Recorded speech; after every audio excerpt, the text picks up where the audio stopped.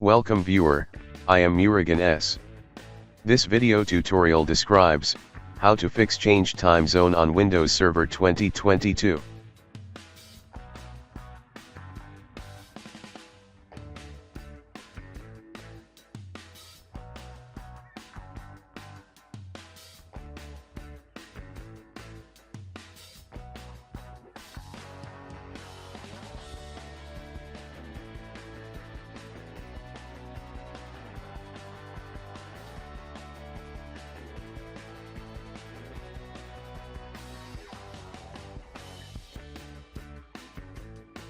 Type timedate.cpl in Windows search bar, right-click Run as administrator.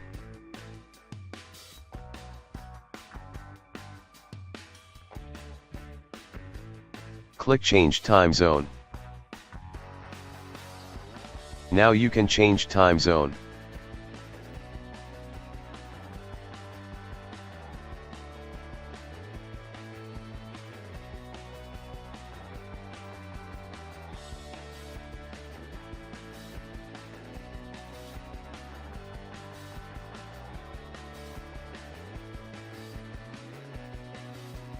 I hope this video tutorial helps to you.